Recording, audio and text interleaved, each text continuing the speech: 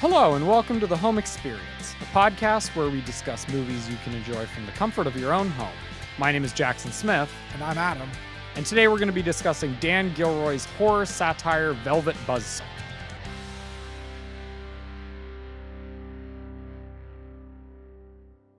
So Dan Gilroy is a director with whom Adam Barnard and I both have a very awesome relationship. Not the person, but his movies. We wish, right? We wish we knew him. I actually did. I hate that I'm starting the podcast off bragging like this. I met him very, very briefly at a film festival I went to in Carmel. They were screening Roman J. Israel, which was his sophomore movie. Yeah. And he came there and he did a Q&A, so I got to sort of like Wait, talk when to was him. this? This is a couple years ago? This was a couple of years ago, yeah. I mean, it wasn't like I didn't get to like talk with him, but like I Yeah. asked him a question in the Q&A, and he seemed like a really cool guy. And his films, which he's 3 films in now, and all of them have been so wildly different from each other and yet so distinctive. I mean, this guy clearly knows, you know, how to move a camera and how to frame a shot, but he's also a storyteller who seems to be interested in really unique, interesting stories, and I have a very high respect for that. So Yeah, no, I mean, me too. It's when Nightcrawler came around, you kind of think you have the guy pinned, like, oh yeah, he's a more indie version of David Fincher, like he's gonna be the next great director of all these thrillers. And then Roman J. Israel Esquire comes out, and it's like a retro 70s drama. It has like a lot of film grain, totally different textures, aesthetic, tone. And then so you think, okay, so he's still a drama guy. And then Velvet Buzzsaw comes around and you're like, I don't know who this guy is. Like, he does everything. And it's surreal that it even exists, but it's a welcome addition to his filmography. Because above all, it just seems like he's having fun. Oh yeah. And that wasn't really present in his first 2 movies. This one's kind of like Netflix has given him a good budget to just experiment artistically, and he seems to take joy in doing that. And I think for me as a viewer, it made the experience all the more enjoyable, because when people who are making the film are having fun, it's infectious. I feel like the whole Gilroy family has this sort of love of cinema and this sort of playful. They're all very playful with their stuff, and they love sort of toying with formulas, but still delivering products which feel very grounded and which feel very real despite having very, very high concepts. Like I know he was also the writer on Real Steel, which is a movie that came out a while ago, which nobody really liked, but I actually thought it was pretty cool. It was kind of like a Rock'em Sock'em movie, where it's like the robots just fight each other. But it was also this very personal story about a dad reconnecting with his son. And I liked how he was able to sort of take a premise which was like this very, very high concept, almost felt like a toy movie, like a Transformers movie, and brought a level of humanity to it. And you see that sort of with his weirder personal outings as a director, that they're always dealing with concepts that might be a little strange or out there, or more high concept, especially in the case of Velvet Buzzsaw, but which still have characters which you can identify with and which you can even resonate with, and we're gonna sort of get into more of that later once we talk about the movie. Yeah. I mean, it's interesting that Dan Gilroy really started out as a studio writer. I mean, a lot of the work he did is uncredited or script doctoring. I mean, him and his brothers Tony and John Gilroy, they're the son of like a really famous playwright, I believe. So they grew up learning about structure and formula and had a classical education in storytelling. And I think that's why they're so valued by the industry, for their ability to be conventionalists and have a wicked eye for story and characters, but also be mavericks and be very innovative in their own sense. And so I guess we'll go ahead and roll a clip of the trailer and then get to the main discussion. There is some sort of power.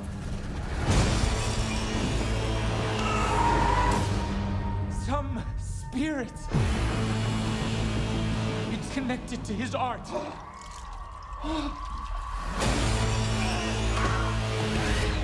Something truly goddamn strange is going on!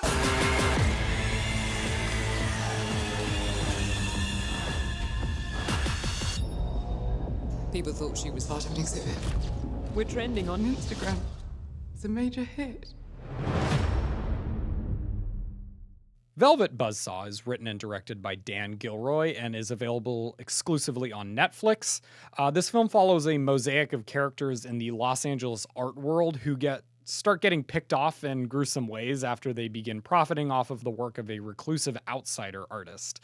So as you can probably already tell, this film is kind of hard to pin down in terms of what it is. On one hand, it boasts a very huge cast of Academy Award nominated actors. It's got a lot of prestige behind it, and yet it's kind of a slasher movie at heart. You know, the plot of the movie is just basically seeing all of these different characters get killed off by different works of art. So it's a horror movie in the purest sense. But I know you and Robert Yanez Jr. did a discussion of the trailer where you sort of tried to figure out in advance of this movie just what the hell this thing even was. So did the movie live up to those expectations? I actually think the trailer did pretty accurately reflect what the final movie was going to be, but in the same way the trailer is a cinematic experience in its own right, because the trailer has 3 acts and 2 hard tonal shifts that act as like plot points. Like the trailer follows a 3-act structure because it's kind of glazing over key moments of the movie. It actually shows way more than I would expect. I mean, the first 30 seconds of the trailer, you're thinking, oh, this is a highbrow drama about the art world, and then things start to get weird. And then you're like, oh, it's a satire. You know, the trailer gets a little funnier and you see the characters kind of being self-aware, and so you think, okay, it's about profit and greed, and it's going to be a zany satire. And then the last 30 seconds or 45 seconds of the trailer, it's like, oh, whoa, that got dark and that got violent, and so it really was. It made my head spin, and I think, how do you combine all these tones? But basically the movie succeeds in its ambition by doing what the trailer showed us, which is having different stages. It's not, the movie's very patient and methodical to build to these reveals and build to these deaths, and there aren't any huge plot twists, there aren't any big reveals. We never understand what the supernatural force is. A lot of that is just implied. But it's so well paced and restrained. Yeah, it's almost like after the trailer, everybody was like, oh my gosh, what's this movie gonna be? And then the movie came out and it was like, oh, it was the trailer. It was exactly what was advertised, which, like you said, is a movie which starts out as a little bit more of a highbrow drama. I would argue that in some respects, having watched parts of the first half of the movie again recently, but then becomes sort of a much more satirical, much more heightened version of reality to make sort of a comment on all of these borderline insufferable art critics and art salespeople, to then descend over the course of its second hour into full-blown horror nonsense. And I mean nonsense as a compliment. I mean, like we come from 2 very different backgrounds when it comes to horror. I'm kind of a big horror nut. I love horror movies. I love different kinds of horror movies. I love good horror movies. Sometimes I love really bad horror movies. I love the Sharknado movies. So I sort of know a lot of like the different language of horror movies. You, on the other hand, aren't a very big horror fan. I know it was kind of hard to get you to watch Get Out when it came out. So the fact that you're watching this and talking about it is pretty cool. But just as progress, baby steps, right? But as someone who isn't a horror fan, like how did those elements feel to you? They felt much more unassuming than I thought. Going in, I mean, the trailer maybe makes you think, oh, it's just going to show you the surface of what happens and it's going to get a lot more violent and twisted. It wasn't really the case. I mean, the deaths are just kind of, I really see it as the director having fun. He stages a scene, he sets the mood, he plants some foreshadowing. There's like a little bit of visual exposition, a motif, a moment that, something that, I mean, we just talked about before the show. There are moments where the characters perform actions or in certain postures that are mirrored in the paintings. And so there's so much, artistry and symbolism that's going into these deaths, and it's not trying to disgust. If anything, it's trying to entertain. It's delightfully mischievous in how it kills its characters off. And I think what Dan Gilroy tries to do is get you to hate the character in a weird way, or get you to see the character is paying for a sin they have committed. They have earned their death. and there's a whole roster of characters. I know we're really kind of, you would think, oh, it's just Jake Gyllenhaal and Rene Russo. Yeah, but which was a Nightcrawler. They were great Yeah. in Nightcrawler, by the way. But it develops a pretty solid roster and then picks them off one by one in an entertaining fashion. One other thing we said right before we started was that this movie is a very smart movie masquerading as a dumb one. Yeah. Like in most slasher movies specifically, I mean horror movies in general, but slasher movies, that will sort of be the plot progression. Like you'll have these characters who are all identifiable but unlikable, and then every 10 minutes or so one of them gets killed off in a way that has something to do with some sort of folly of theirs. Like that's where the whole Friday the 13th, if you have sex you'll get killed thing comes from. And this movie does a bit of a clever twist on that by having the characters get killed off by different pieces of art. And it's fun to see how the movie visualizes that too. But yeah, and it is sort of tied into their individual follies. Like somebody will get killed off by a painting or a piece of art that they had criticized earlier in the movie. Or had some sort of different relationship with. And it's somebody who's very, very smart and educated about film language, playing with a genre where we don't usually associate the words like smart with it. Yeah. So yeah, it's I mean, do you think he succeeded in that regard then? I mean, because the thing is, the audience did not respond to this movie very well. I actually thought they would respond better to it because, we clamor so often. Where's the original stories? Where's something fresh? Where's a new genre?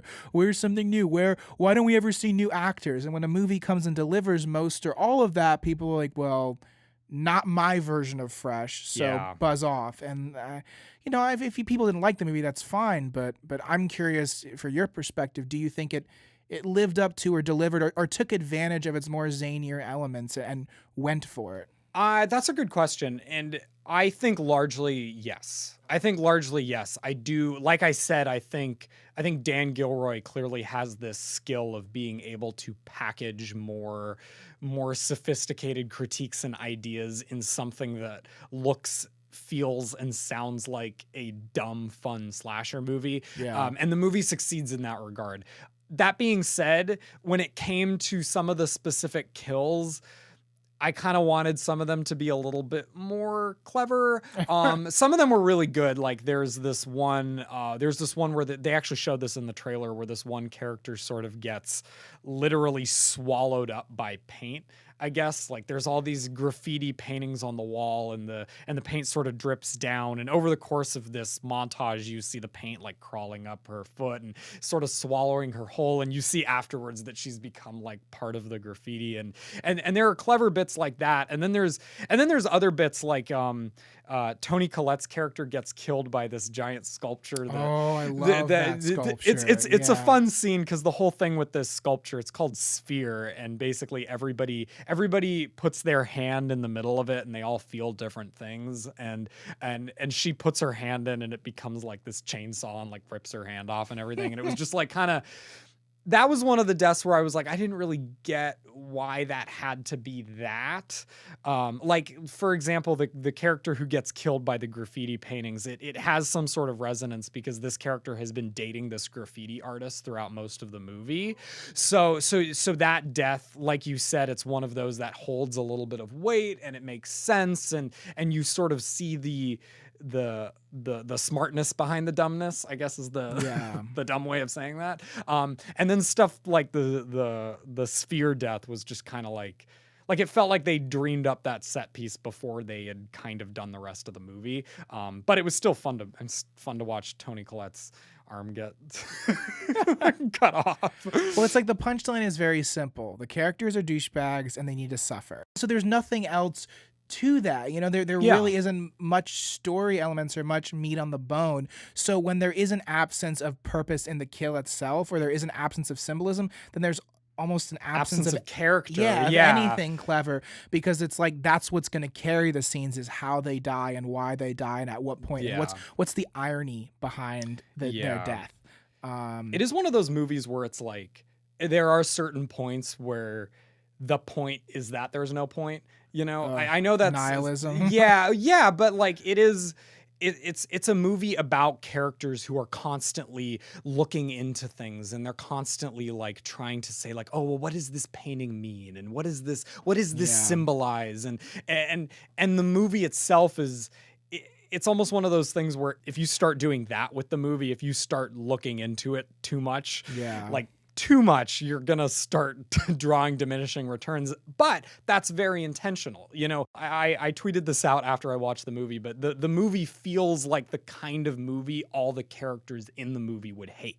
Like, this is the kind of movie every character in this movie would go and see, and they would be like, oh, that was just some lowbrow horror movie. But that's so intentional. This is why I think Dan Gilroy is a very good filmmaker, is because that's so intentional and so intentionally designed to be kind of stupid, to further criticize these people, if that makes any sense. Yeah, and it's something where a movie like this that is so strange is obviously going to draw some kind of criticism. And then the question arises, well, is the answer to the criticism already embedded in the movie itself? Like, is the movie like preempting its own critiques and trying to explain why experimentation or you can't commercialize all art or put all art in a box? I will say personally, I enjoyed turning that part of my brain off. I mean, I got the undertones. If you want to dig in and find all the little Easter eggs, or even make your own Easter eggs in there or draw your own deductions, that's fine. It is enjoyed most as a movie about relationships and an industry gone horribly wrong and crawled up its own ass, and then suffering that almost like moral and ethical bankruptcy. And because in this movie, I think the reason we're supposed to dislike the characters is because they so crassly deal with art. They so crassly deal with and use each other as trying to climb and get more recognition or further their own careers. Let's actually just talk about some of the characters, because for me, that was what made the movie work. With a less talented writer or director, the characters would not be compelling enough or unique enough, or would exist as a pure stereotype and not have some kind of humanability or relatability. And then I think the movie would fall flat, or at least fall more flat than it did. So were there any standout characters, anyone you didn't hate? Because we always talk about how we're supposed to hate everyone. Well, yeah, I mean, like, it is a trait of the horror genre, and this, like we said, is a horror movie at its heart, that you are supposed to not particularly care about anyone because they're all sort of lambs for the slaughter. And in a way, that's what makes the art world such a perfect place to set a horror movie, because art people are so insufferable, right? Like, art critics are the worst people. That feels like something we can all kind of agree on, art critics included. But like you said, humanability. Humanity. There is this. I like humanability. I like humanability too. We should make that a word. But yeah, like Jake Gyllenhaal's a really good example. His character, whose name I have to look at. Morph Vanderwalt, I think. Oh my goodness. I remembered it. Morph Vanderwalt. Yeah, I think that's where I feel like I'm being straight up trolled by Dan Gilroy. Like, he was very high one evening. He's like, look at this. This is going to be amazing. Everyone's going to hate this. I totally forgot his character was named Morph Vanderwalt. I just keep referring to him as Jake Gyllenhaal the whole time. But wow. So Morph. Oh, God. It's going to be hard to keep a straight Honestly, face. the characters look like they're from some kind of like adventure time themed cartoon. Like, if you look at the character names, you would think it's from some like a Nickelodeon show. Yeah, exactly. Or like Rick and Morty. Like, I feel like that's the supporting cast for Rick and Morty right there. And no, it's for live action art world satire. Anyway, Morph is, despite the name and despite being an art critic, you empathize with him. Like, I think so. The whole thing in this movie is that he's in the middle of a career crisis and a sexuality crisis too. He's kind of discovering he's bisexual, but which is a metaphor, I guess, for his career crisis. But he's sort of looking at the art world and looking at all of his colleagues and starting to realize just how vapid these people are, and how much they manipulate and use artists. And he's the one who sort of figures out that this this guy's artwork is starting to kill people way sooner than everybody else does, probably because he has that sense of self-awareness. Well, and also like we enter the movie with him having a career and life crisis. His personal life and his professional life, they look great from the outside, but for him he's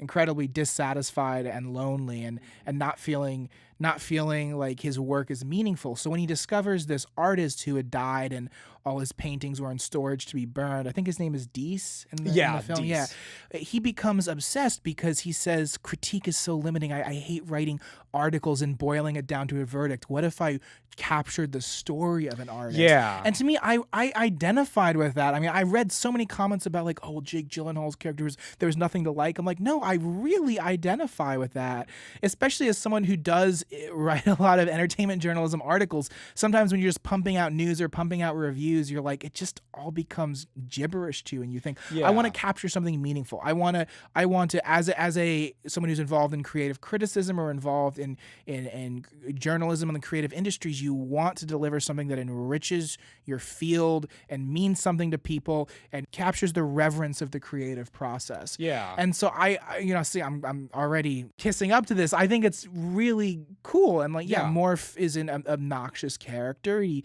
seems like he's unfaithful to whoever he's dating, and he does whatever his highly artistic whims tell him to do. But I almost see a story here of someone who's trying to better himself, and because he's so involved in just researching Deese, he quickly discovers there's a dark side that none of the corporate dealers are looking into.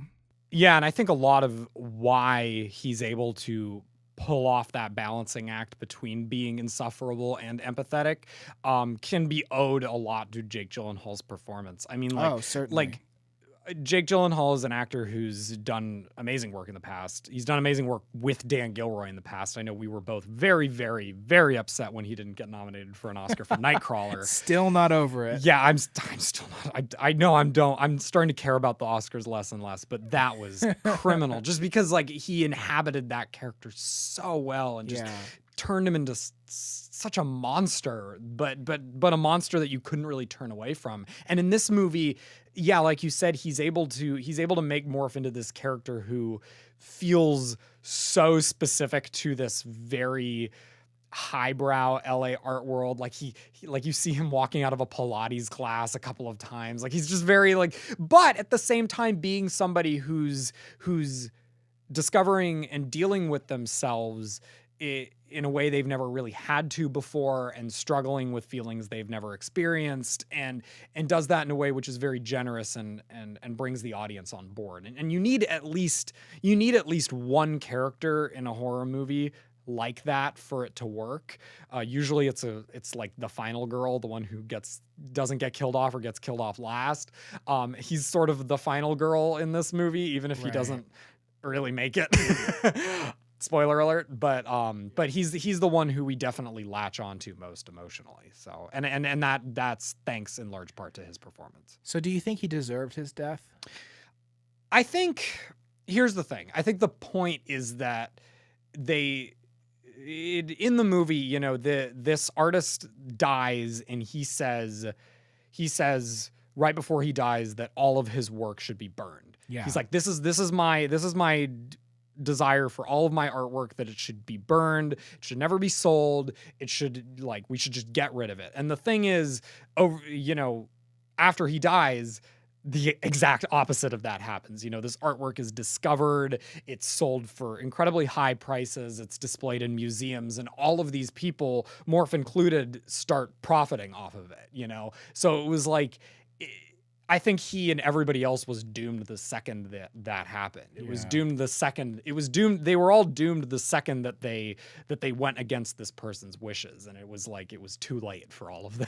That's so interesting to think about, though, because what you're discussing is a situation where a bunch of snobby corporatists are, for personal gain, taking someone's art and using it to enrich themselves against their wishes, in a way like violating the sanctity of art and the Yeah.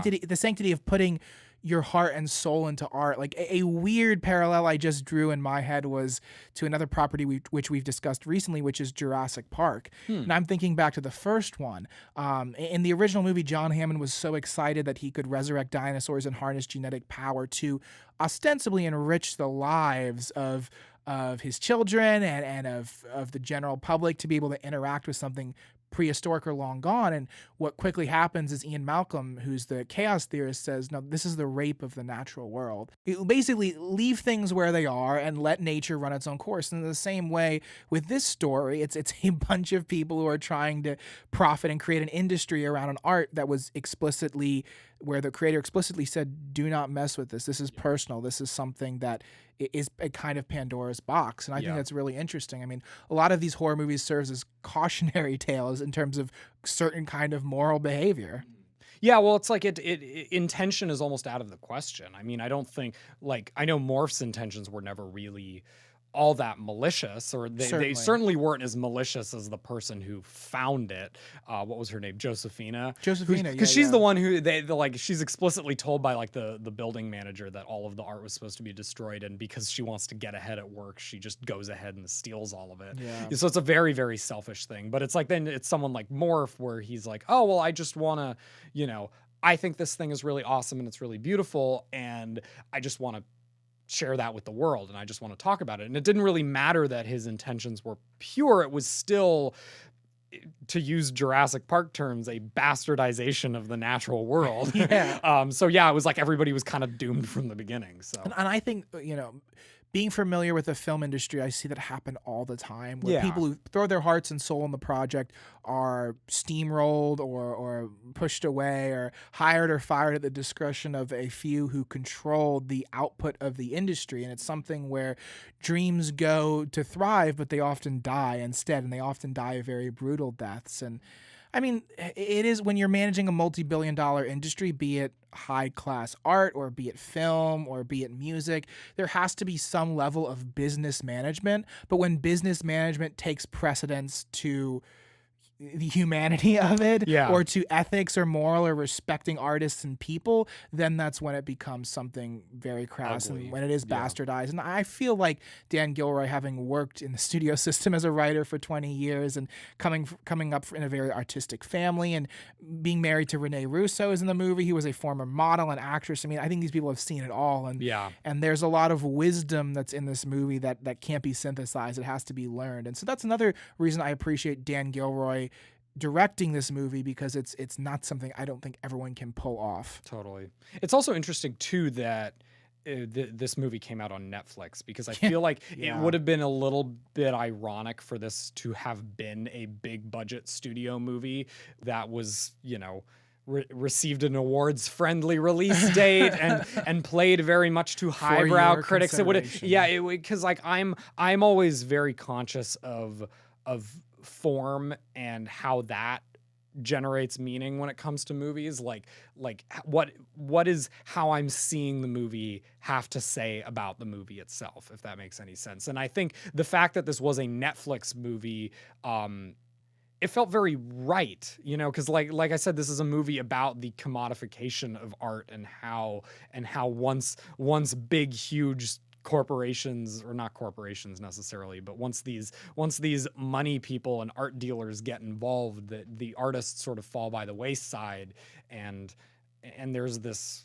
Well, it's like a vulnerability, right? Yeah. Like there's John Malkovich is in this movie, and he plays a character was once a prolific artist and once a very profitable artist, and now is basically on his way out, and he's struggling to still make anything of relevance. And it's interesting to see him, John Malkovich's character, who's alive, struggle to be relevant at all. Meanwhile, this dead guy is taking off around the globe. Well, yeah, and also about John Malkovich's character, who's what's his name? Probably something ridiculous. No, it's Piers. That's fine. Gosh. But yeah, like he's I guess under contract from this Redona, and they're trying to get him to start painting again, because they've gotten like the rights to his art, and because there's all this money involved and all this pressure on him, he's like, I can't create. He's like, Yeah. I can't. I'm being choked. So going back to what I was saying, it just felt very right that this movie was on Netflix because, Netflix as a distribution model has, to the chagrin of people like Steven Spielberg, as God, recently, has been it's been much more about the user than it has been about the corporations and the big money people. Like, it's like this movie came out for everybody to see in February. It did not come out in select theaters in New York and Los Angeles in November. And it was like that distinction meant that Dan Gilroy's priorities in the movie itself were also matched by his priorities in terms of how people should see it. He didn't want this to be a big studio thing with a big Oscar campaign, which it could have probably easily been. He wanted it to be for everybody. He wanted it to sort of just be out there in the world to be seen by whoever the hell opens it up on Netflix. And like that almost kind of feels like the lesson all these characters in the movie need to learn, That art should be more open source. That it shouldn't be something that's manipulated by a very select I think few. manipulation's the key word there. I also don't even think this movie would have been possible within the studio system, or at least not in its current form. I think a studio probably would have made Dan Gilroy choose between doing something a little bit more satirical. Like, I know he used Robert Altman's The Player as a point of reference, and that was a more quote unquote highbrow Oscar-y movie when it came out, or a genre splatterfest. And I think, that he was able to do something that was perfectly in the middle of those two things, is a privilege that was afforded to him by going the Netflix route. And by saying, well, we're not going to get a huge release and Oscar eligibility, but hey, more people will probably see it. And that's what matters. And I've always said it is in the modern day setting in our current climate a lot to ask someone to go to a theater to see a movie. Yeah. Economically, time wise, schedule wise. I mean, you're looking at a 2 or 3.5 hour outing where you've just gas to get there, drinks, food, before or after ticket, which can be $8, $10, $12, $14.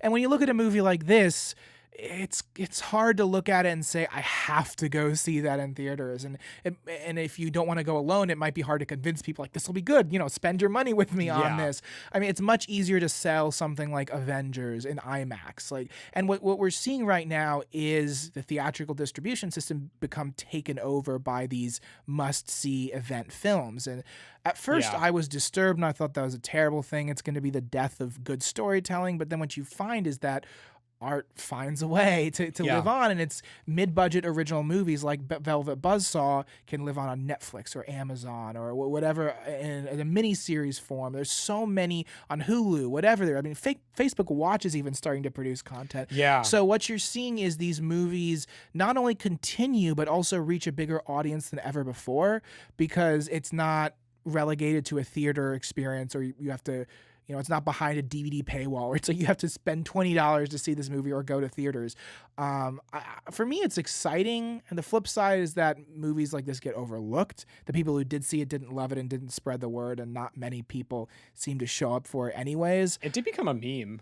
I know I saw a lot of shirtless Jake Gyllenhaal memes the week this came out. The one where he's completely naked, like on the... Yeah. Oh, that's such a good shot. I want that framed. I want to commission a painting of like a oil on canvas of that shot. Of Jake Gyllenhaal nude. Of that. Well, no, he's not nude. It's just the side shot. It's such a good profile. And it's tactful. Yeah, but it's funny in the context of that scene. It's like, some of the stuff in the beginning is serious. It's like, oh, you're getting a look behind the curtain of this high tier fancy art world.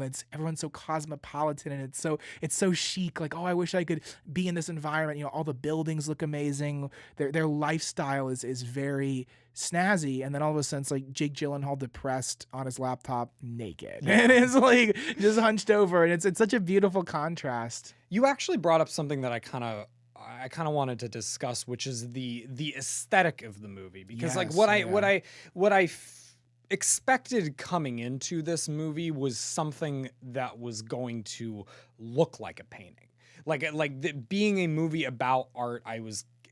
In my head I was like, oh, it's gonna look like Phantom Thread, or oh, it's gonna like Nocturnal Animals, right? Yeah, That was like, a very dark, desaturated. Yeah, thank you for bringing that up, because that's actually exactly what I expected. Like Nocturnal Animals, also another movie set in the art world starring Jake Gyllenhaal, which I didn't like nearly as much as this one, it's gorgeous. I mean, like every shot in that movie is just so contrasty and colorful and haunting and beautiful, and it's directed by Tom Ford. And whereas in this movie it looks like a normal movie, kind of. I mean, there wasn't any particular shots in this movie that jump out, that are flashy or jump out like, look at me. And again, like I said before, I think that's a form reflecting theme type thing. I don't think Dan Gilroy wanted it to feel like a piece of art because he's making so many critiques about art. He wanted it to look a lot more like, probably like a normal genre film than anything else. Like it looks a lot more like something Blumhouse would do, with a little bit more money than Blumhouse probably. But you know what I mean? Like, it's totally toned down. I mean, I don't even think they shot it in widescreen. I think they shot it's in 16:9. 16:9, Yeah. I mean, it looks, it's toned down I think to give it that sense of modesty, because modesty. That's a good the word. movie's already asking a lot of its audience to accept the characters and genre and the deaths. You know, you're getting tonal whiplash, and you're on a adventure that has no rhyme or reason or real precedent. Like, yes, it has genre conventions from horror or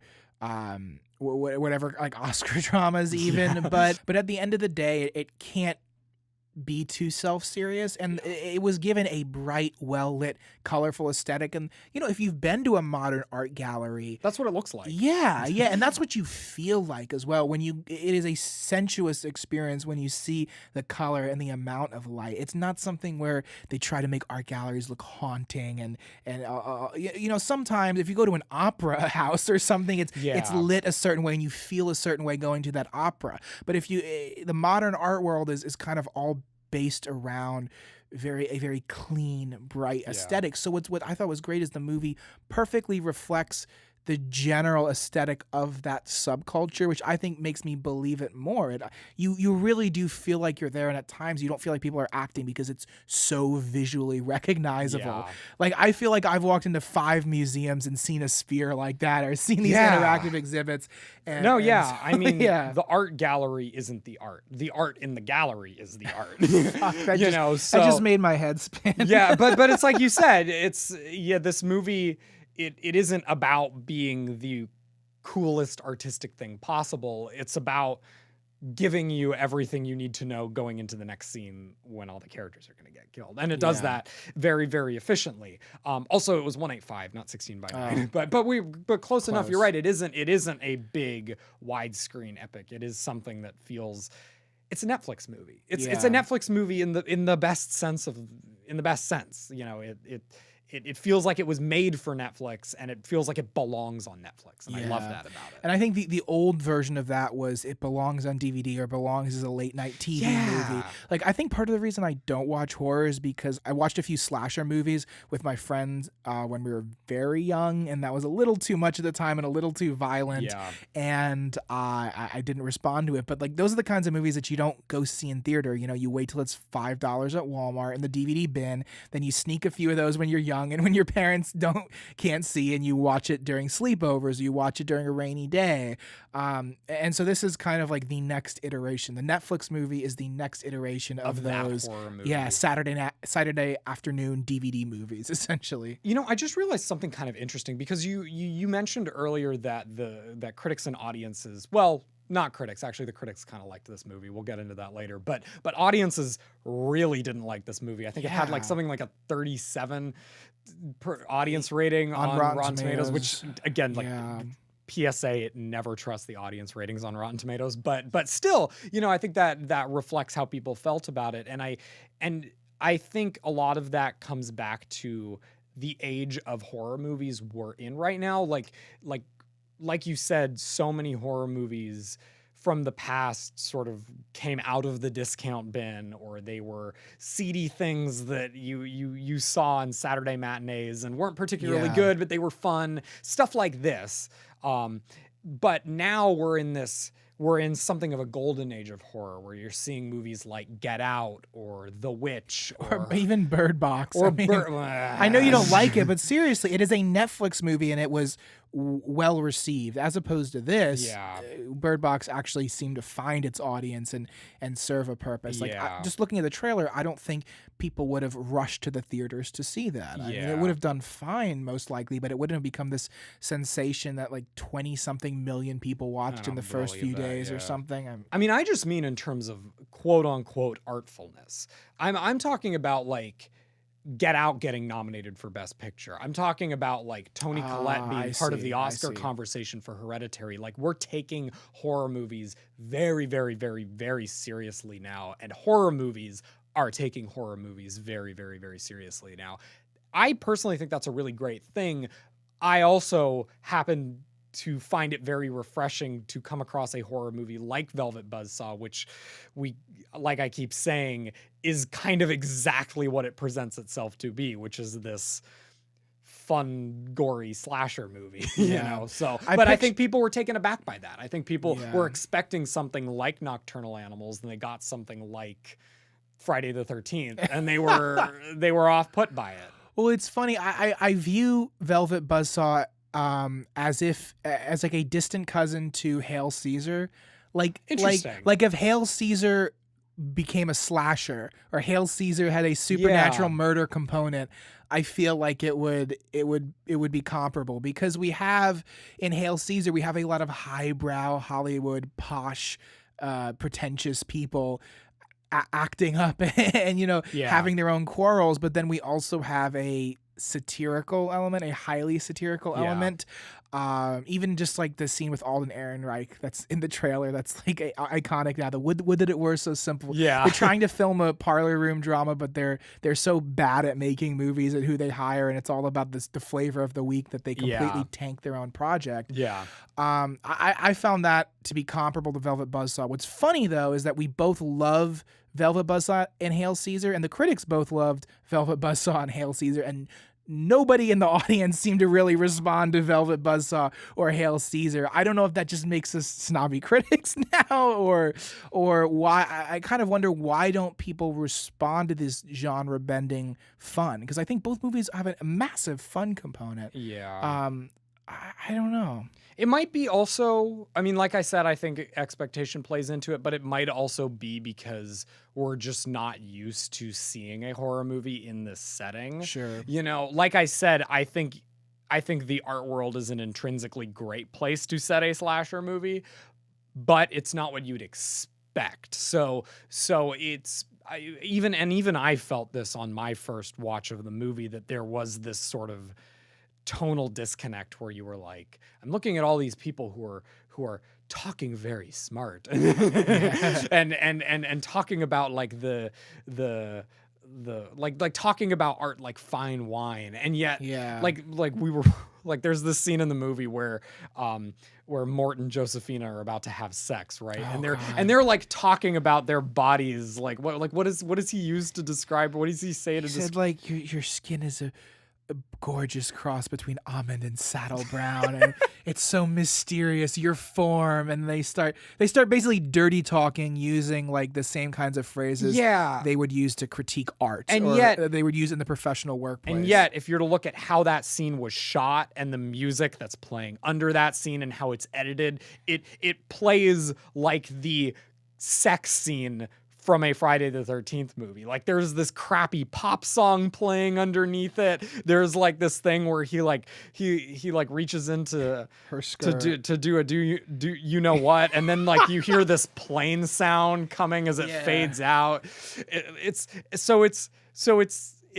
impossibly campy. It's impossibly campy, but it's with characters who we never see in campy movies, and I think that was very off-putting to people. But like I said, I think it worked. I think it largely worked really well. And I'm unfamiliar with the horror genre, but what little I do remember or have seen or I do know about without even having to seen the movies is that there are very certain conventions and very certain character types. Like it's usually a bunch of young people, like young friends, teenage friends, kids who go on vacation, people who go to a lake, people, I mean, just the list, God almighty. Kids, I think, is the key word there. Well, I think being young and being in peril and is intriguing, especially because young people are stupid and you wonder how they're going to handle it. Exactly. There's some kind of universal fear. I think when you're younger, horror is scarier because you're still discovering life. So you see something terrifying, you're going to think, can that happen to me? Is that real? There's a more palpable threat. Whereas when you're older, like me, like when I hear a creak outside, I'm like, oh, just fuck it. I don't care. It's probably a bird. It's probably some stupid raccoon.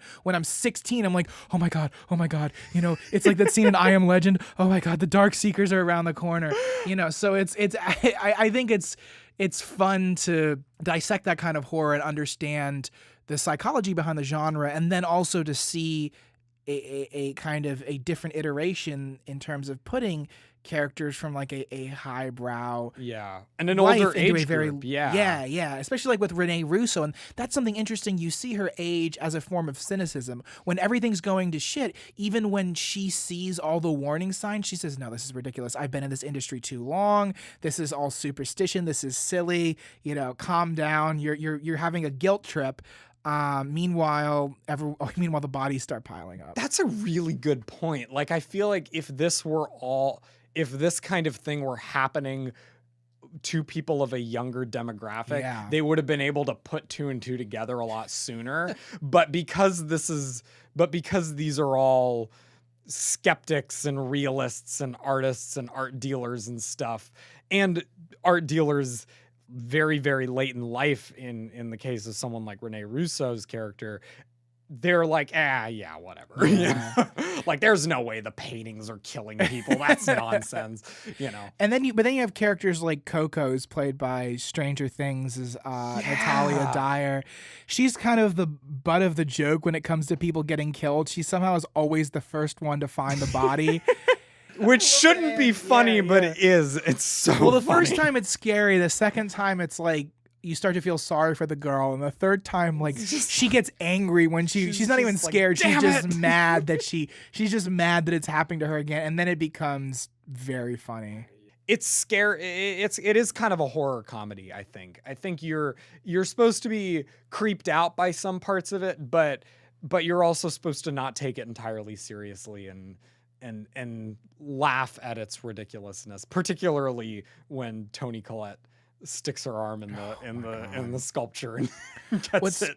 What's so funny about the sphere is that early on when it's introduced and people are sticking their hands into it, my dirty mind immediately thought, like, that's gross. Like, that's uncomfortable. and then when she introduced it, she's like, it's magical. It's about sex and discovery and exploration. There's so much going on in these holes. And I'm just like, wow, I'm actually on the same wavelength as Dan Gilroy right now. Like, I thought all these things before she said it. Yeah, I mean, the movie is called Velvet Buzzsaw, and I think we looked it up to try and figure out what Velvet Buzzsaw actually meant. And we're not going to discuss it. We're not going to discuss it here in case there are any young people listening. We'll Google it, but keep the safe search on. Yes. That's my suggestion. So Adam, when it's all said and done, what would you give Velvet Buzzsaw as a rating? Yeah, so I'm going to go ahead and give it a pretty solid rating at a 3.5 out of 5. I want to give it more in the same way that I've wanted to give other movies more in the past.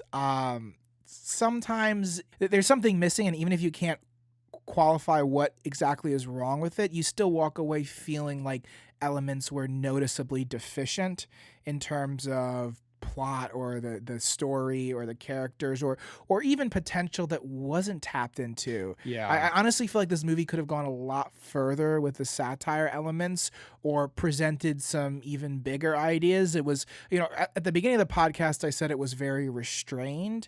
I almost think it was too restrained. It is definitely interesting to see such a veteran director tackle something with a methodical old school pace, but at the same time, the flip side of that is he's almost adhering too much to convention in a movie that has boundless possibility to break every convention possible. Overall, though, it's just so much fun It is at the fun. end of the It is a day. lot of fun. No, I'm gonna go with 3.5 too. Like I said, it is a little bit of an off-putting movie inherently. I think that's why a lot of people didn't like it. And I think even upon my first watch of it, I was like, I mean, it worked and it was good. I don't know if it was my favorite thing ever, but like, I'm pretty sure if I were to watch it again, I might like it a little bit more, just because I think, Sure. there is a lot of intentionality and a lot of craftsmanship on display. Even if it's not necessary, like even if you don't like all the characters, and even if it's weird to see such a blatant genre movie set in this kind of environment, it is a lot of fun. A, and B, I think it makes its case very, very strongly. I think in terms of like legitimate issues I have with the movie, like I said, I kind of wanted the kills to be a little bit more.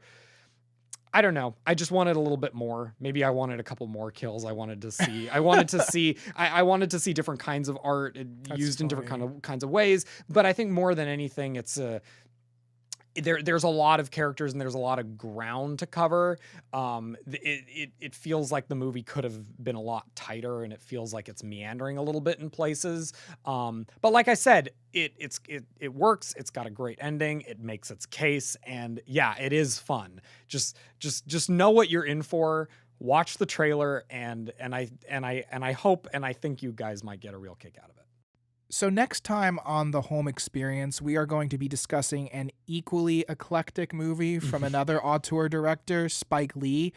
This movie is called Chirac, and it came out a couple years ago. I think it was co-financed by Amazon as well. So it's part of this new digital wave of movies. It's a musical based off a Greek myth and using that retelling of that Greek myth to depict a gang war in Chicago. I actually haven't seen the full thing yet. I need to go back and watch it from the beginning. I was staying up late one night, and Spike Lee just won an Oscar for Best Original Screenplay for BlacKkKlansman, and I love that movie, so I thought, let me get acquainted with his filmography, and I turned this on, and I haven't been able to finish it yet, but it is wild. If we thought we had something to discuss this time in terms of a medley of cinematic elements and bold theme and character choices, this movie is going to take that to an 11. What's your experience with this, and has it fallen on your radar before? Well, you said you hadn't finished it, but you'd seen enough of it to tell me, like, Jackson, oh my goodness. And honestly, like, I saw BlacKkKlansman last year. I loved BlacKkKlansman, but as Spike Lee was going on the Oscar trail, and as it became more and more evident that he might finally win his first competitive Oscar, I really started to realize how little of his filmography I was familiar with. I mean, for someone who is touted as such an essential voice in American cinema, I realized how few of his movies I've seen. And yeah, like you said, this movie is produced by Amazon, so it does sort of fit in line with the kinds of movies we like to talk about on this podcast, which are ones that are available or produced by streaming services. Different streaming service than Netflix. But yeah, I love the idea. I love the idea of taking a Greek play and updating it for a modern setting. Spike Lee is always doing something interesting, even if it's not necessarily good, although I heard this was very, very good. And I'm definitely excited to watch it and excited to talk about it next time. Awesome. So hopefully you will join us then. Also want to open it up if anyone is listening and they have a suggestion that they would like for us to discuss or review something that's available on some kind of streaming service, please leave us a comment on YouTube, send us an email, tag us on Twitter at Real Screen Fever. We really want this podcast to be interactive as well. We're open to suggestions. I mean, sometimes week to week, we even look at, we're trying to plan out the show and we don't know what to choose because there's so much, and it's like, what's the mandate? What are the most interesting choices? And so maybe the answer to that quandary is letting other people choose some titles for us. For sure. So check us out next time. Be sure to like, subscribe, share. Be sure to check out my latest video essay and other podcasts up on the Screen Fever channel. My name is Jackson. And I'm Adam. And we'll see you next time.